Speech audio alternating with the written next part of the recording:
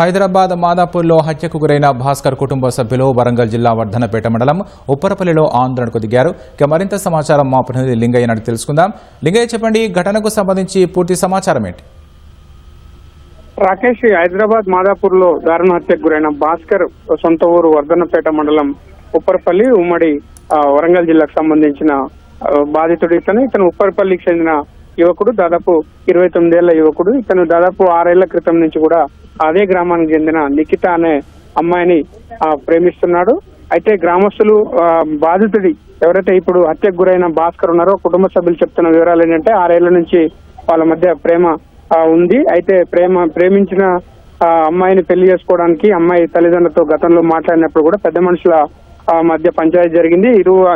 ఇరువురు ఎప్పుడు కూడా కలవద్దని చెప్పి పెద్ద మనుషులు కూడా తీర్మానించారు. అప్పటి నుంచి కూడా కొంత దూరంగా ఉంటున్నారు. ఆ నేపథ్యంలోనే ఇద్దరి కులాలు కూడా వేరు కావడంతో తల్లిదండ్రులు వీళ్ళ పెళ్లి కూడా అంగీకరించలేదు. దాదాపు 3 సంవత్సరాల క్రితం అమ్మాయికి నిఖితకు మరో వ్యక్తితో వివాహం చేశారు. ఆ తర్వాత అమ్మాయి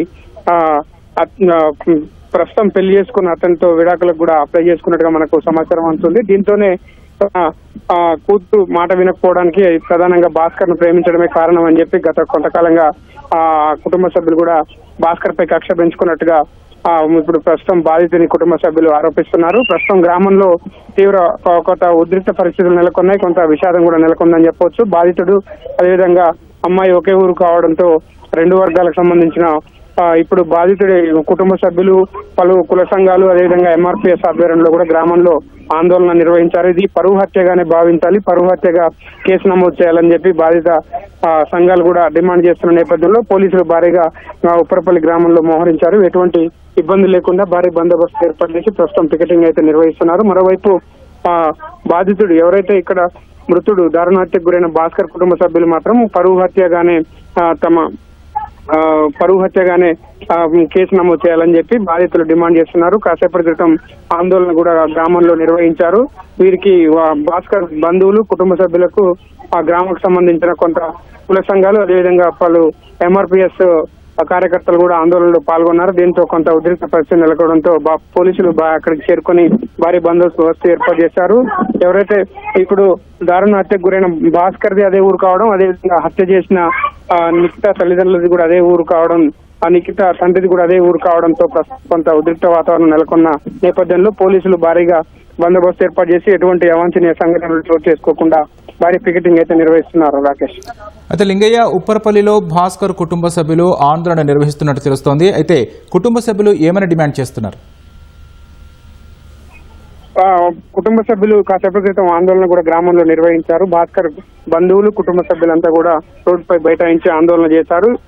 తమ కుమారుడు 29 ఏళ్ల కుమారుడు దారుణ హత్యకు నిఖిత తండ్రి కారణం అంటూ వాళ్ళు ఆరోపించారు. ఇది పథకం ప్రకారం, ప్రణాళిక ప్రకారమే పరువు హత్య చేశారంటూ వాళ్ళు ఆరోపిస్తున్నారు. వెంటనే పరువు హత్యగా కేసు నమోదు చేసి ఎవరైతే హత్యకు పాల్పడ్డారో వారందరినీ కూడా కఠినంగా శిక్షించాలని చెప్పి వాళ్ళంతా డిమాండ్ చేస్తున్నారు. వీళ్ళందరికీ కూడా ఎవరైతే భాస్కర్ కుటుంబ సభ్యులు బంధువులకు ఆందోళన చేస్తున్న సమయంలోనే పలు కుల సంఘాల నాయకులు, కుల సంఘాల కార్యకర్తలు కూడా వచ్చి వాళ్లకు మద్దతు ప్రకటించారు.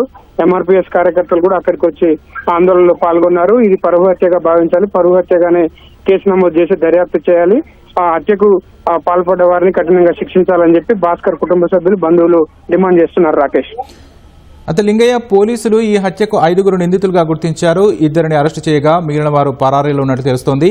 ఇక సుపారీ గ్యాంగ్ ఏమైనా ఈ హత్యకు పాల్పడి ఉంటుందా? పోలీసులు ఏమంటున్నారు? ప్రస్తుతం మనకు అందుతున్న సమాచారం, పోలీసులు చెప్తున్న ఆఫ్ ది రికార్డ్ అంశాల ప్రకారం అయితే ఇవి భాస్కర్ ను హత్య చేసిన వారిలో ఎవరైతే ఈ అమ్మాయి భాస్కర్ ప్రేమించిన అమ్మాయి నిఖిత ఉందో వాళ్ళ కుటుంబ సభ్యులే ఉన్నట్టుగా మనకు సమాచారం అందుతుంది. ప్రాథమికంగానైతే ఆ నిఖిత తండ్రితో పాటు ఆమె మేనమామ కూడా ఇందులో పాల్గొన్నట్టుగా ప్రస్తుతానికి ప్రాథమికంగా సమాచారం అందుతుంది. మరో 3 వ్యక్తులు వాళ్ళ బంధువులుగానే స్థానికంగా పోలీసులు అయితే భావిస్తున్నారు. ఇప్పటికే గ్రామంలో ఉన్న ఎవరైతే నిందితులు ఉన్నారో వాళ్ళ ఇళ్లను కూడా పోలీసులు సోదాలు చేశారు. వాళ్ళ కుటుంబ సభ్యులు, బంధువుల ఇళ్లను కూడా సోదాలు చేశారు. ప్రస్తుతానికైతే హత్యకు పాల్పడ్డ వ్యక్తికి సంబంధించిన కుటుంబ సభ్యులు ఊర్లోనే ఉన్నారు. వాళ్ళ భార్య, తన పిల్లలు కూడా ఊర్లో ఉన్నారు. అదేవిధంగా ఇప్పుడు భాస్కర్ కుటుంబ సభ్యులు వాళ్ళ అమ్మ కూడా బోరున విలపిస్తుంది. అక్కడ ఆమెకు అందరూ కూడా మద్దతు ప్రకటించారు. వీళ్ళందరూ కుటుంబ నేపథ్యం ఉన్న వాళ్ళు, బంధువులే ఈ హత్యలో పాల్గొని ఉంటారని చెప్పి పోలీసులు అయితే భావిస్తున్నారు. ఇప్పటికే ఇద్దరిని అదుపులోకి తీసుకున్నట్టుగా మనకు సమాచారం ఉంటుంది. మరో ముగ్గురు కోసం ప్రధానంగా గాలిస్తున్నట్టుగా కూడా మనకు సమాచారం ఉంది. రాకేష్, ధన్యవాదాలు లింగయ్య.